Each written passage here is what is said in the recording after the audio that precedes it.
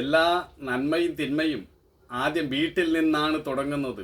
സംസ്കാരത്തിൻ്റെയും മൂല്യങ്ങളുടെയും ആദ്യത്തെ പരിശീലന കേന്ദ്രം വീടാണ്. ഇതിൽ മാതാപിതാക്കൾ വലിയ പങ്ക് വഹിക്കുന്നു. അവർ കുട്ടികൾക്ക് നല്ല മാതൃക സൃഷ്ടിക്കണം. ദയ, അനുഭാവം, സത്യസന്ധത, സ്നേഹം, മറ്റുള്ളവരോടുള്ള ആദരവ് തുടങ്ങിയ നല്ല മൂല്യങ്ങൾ കുട്ടികളിൽ വളർത്തിക്കൊണ്ടുവരുന്ന കാര്യത്തിൽ മാതാപിതാക്കൾ പ്രത്യേകം ശ്രദ്ധിക്കേണ്ടതാണ്. ഭാവി തലമുറയെ വാർത്തെടുക്കുന്നതിൽ അടുത്ത സ്ഥാനം വിദ്യാലയങ്ങൾക്കാണ്. അധ്യാപകർ കുട്ടികൾക്ക് മൂല്യങ്ങൾ പകർന്നു നൽകുന്ന കാര്യത്തിൽ വളരെയധികം ശ്രദ്ധിക്കണം. അതുപോലെ അധ്യാപകർ കുട്ടികൾക്ക് എപ്പോഴും മാതൃകയായിരിക്കണം. മൂല്യത്തിൽ അധിഷ്ഠിതമായ പാഠ്യ പദ്ധതിയും ഉണ്ടായിരിക്കണം. കുട്ടികൾക്ക് മുതിർന്നവരെ പോലെ അവരുടെ വിചാരങ്ങൾ വാചാലമായി അവതരിപ്പിക്കാൻ കഴിഞ്ഞെന്ന് വരില്ല.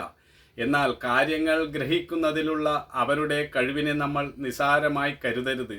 നമ്മുടെ ഓരോ പ്രവൃത്തിയും അവർ സൂക്ഷ്മമായി നിരീക്ഷിക്കുകയും അതിനെ അനുകരിക്കുകയും ചെയ്യും. അതിനാൽ കുട്ടികളുടെ സാന്നിധ്യത്തിൽ നമ്മുടെ ഓരോ പ്രവൃത്തിയിലും നമ്മൾ ഉള്ളവരായിരിക്കണം. ദയ, ക്ഷമ, അനുഭാവം, സ്നേഹം ശാന്തി തുടങ്ങിയ മൂല്യങ്ങളൊക്കെ ഓരോ വ്യക്തിയിലും സ്വയം വിടരേണ്ടുന്ന സദ്ഗുണങ്ങളാണ്. അതൊന്നും ആരിലും അടിച്ചേൽപ്പിക്കുവാൻ കഴിയുകയില്ല. ഒരു പൂമൊട്ട് സ്വാഭാവികമായി വിടരണം, എങ്കിലേ അതിന് സൗന്ദര്യവും പരിമളവും ഒക്കെ ഉണ്ടാവുകയുള്ളൂ. അതുപോലെ ദയ, ക്ഷമ, അനുഭാവം തുടങ്ങിയ മൂല്യങ്ങൾ ഓരോ വ്യക്തിയിലും സ്വയം ഉണരേണ്ടതാണ്. പക്ഷെ അതിനു വേണ്ട സാഹചര്യം നമ്മൾ സൃഷ്ടിക്കണം. വീട്ടിൽ നിന്നാണ് കുട്ടികൾക്ക് ആദ്യം മൂല്യങ്ങൾ പകർന്നു നൽകേണ്ടത്. ഒരു കുഞ്ഞ് ജനിച്ച് വീഴുമ്പോൾ മുതൽ അമ്മയിൽ നിന്നും അച്ഛനിൽ നിന്നും ഓരോ കാര്യങ്ങൾ കണ്ടും കേട്ടും പഠിക്കുന്നു. അതാണ് കുട്ടികളിൽ ആദ്യം പതിയുന്ന സംസ്കാരം. അതുകൊണ്ട് തന്നെ നമ്മുടെ മൂല്യങ്ങൾ കുട്ടികൾ വീട്ടിൽ നിന്ന് തന്നെ ഉൾക്കൊണ്ടിരിക്കണം. അതിന് മാതാപിതാക്കൾ ഉള്ളവരായിരിക്കേണ്ടത് അത്യാവശ്യമാണ്.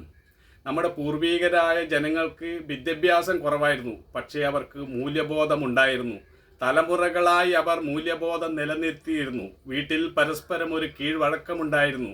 മാതാപിതാ ഗുരുദൈവം എന്ന തത്വം അവർ പാലിച്ചിരുന്നു. കുട്ടികൾ രാവിലെ എഴുന്നേറ്റാൽ മാതാപിതാക്കളെ നമസ്കരിക്കുന്ന ഒരു ശീലമുണ്ടായിരുന്നു. അതുപോലെ കുട്ടികൾക്ക് മൂല്യങ്ങൾ പകർന്നു കൊടുക്കുന്ന കാര്യത്തിൽ അച്ഛനും അമ്മയും വീട്ടിലുള്ള മുതിർന്നവരും പ്രത്യേകം ശ്രദ്ധിക്കുമായിരുന്നു. മുത്തശ്ശിമാർ കുട്ടികൾക്ക് നല്ല കഥകൾ പറഞ്ഞു കൊടുക്കുമായിരുന്നു. അത് കുട്ടികളിൽ നല്ല അവബോധമുണ്ടാക്കിയിരുന്നു. എന്നാൽ കാലം മാറി വരുന്നു. ആധുനിക മുത്തശ്ശിക്ക് കഥയറിയാൻ പാടില്ല. അവർ വാർദ്ധക്യത്തെ വയന്ന് ലേഡീസ് ക്ലബിലേക്കാണ് ഇപ്പോൾ പോകുന്നത്.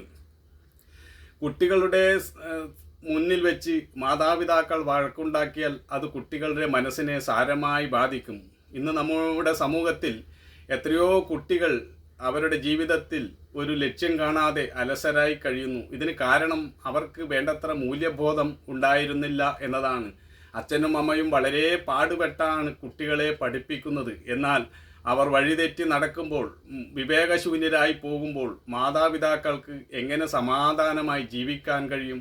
ഇതിന് കാരണം മാതാപിതാക്കൾ തന്നെയാണ്. കുട്ടികൾക്ക് വീട്ടിൽ നിന്ന് മൂല്യങ്ങൾ പകർന്നു നൽകിയില്ലെങ്കിൽ അത് പിന്നെ പുറത്തു നിന്ന് കിട്ടുക വളരെ പ്രയാസമാണ്. അതുകൊണ്ട് തന്നെ നമ്മുടെ സ്കൂളിലും കോളേജിലും വിദ്യാഭ്യാസത്തോടൊപ്പം മൂല്യബോധങ്ങൾ കൂടി പകർന്നു നൽകാൻ നമ്മൾ പ്രത്യേകം ശ്രദ്ധിക്കേണ്ടതാണ്. ആധുനിക സമൂഹത്തിന് വിദ്യാഭ്യാസമുണ്ട്, പക്ഷേ മൂല്യബോധം കുറവാണ്. പഴയ ആൾക്കാർക്ക് മൂല്യബോധമുണ്ട്, വിദ്യാഭ്യാസം കുറവായിരുന്നു. എന്നാൽ അതുകൊണ്ട് തന്നെ ഇന്ന് നമ്മൾ മൂല്യബോധം പകർന്നു നൽകിയില്ലെങ്കിൽ നാളെ നമുക്ക് അത് വിനാശകരമായി തീരും. അതുകൊണ്ട് സ്കൂളിലും കോളേജിലും വിദ്യാഭ്യാസത്തോടൊപ്പം മൂല്യബോധങ്ങൾ കൂടി പകർന്നു നൽകാനായാൽ സ്വർണത്തിന് പരിമളം പകർന്നാൽ എങ്ങനെയോ അതുപോലെ നല്ല സംസ്കാരമുള്ള കുടുംബവും മൂല്യബോധമുള്ള സമൂഹവും നമുക്ക് കെട്ടിപ്പടുക്കുവാൻ കഴിയും. ഒരു മനുഷ്യൻ്റെ ഏറ്റവും വലിയ സമ്പത്ത് എന്ന് പറയുന്നത് സംസ്കാരമാണ്. സംസ്കാരമാണ് ജീവിതത്തിൻ്റെ അടിത്തറ. സംസ്കാരം നഷ്ടപ്പെട്ടാൽ പിന്നെ ശേഷിക്കുന്നത് മൃഗീയതയാണ്. തിന്മയിലേക്ക് തിരിയുന്ന നമ്മുടെ പാദങ്ങളെ അനുനിമിഷം തിരുത്തി സന്മാർഗത്തിലേക്ക് നയിക്കണം. ഇല്ലെങ്കിൽ അത് സർവനാശത്തിന് കാരണമായി തീരും. അതുകൊണ്ട് നമ്മുടെ വാക്കും ചിന്തയും പ്രവൃത്തിയും ഒക്കെ സത്യസന്ധവും ആത്മാർത്ഥവും സ്നേഹം നിറഞ്ഞതുമായി തീരേണ്ടത് ആവശ്യമാണ്. പരസ്പരം സ്നേഹിച്ചും സേവിച്ചും കഴിയുമ്പോഴാണ് നമുക്ക് പരസ്പരം വ്യക്തിക്കും കുടുംബത്തിനും സമൂഹത്തിനും ഒരുപോലെ ശാന്തിയും സമാധാനവും കൈവരുന്നത്.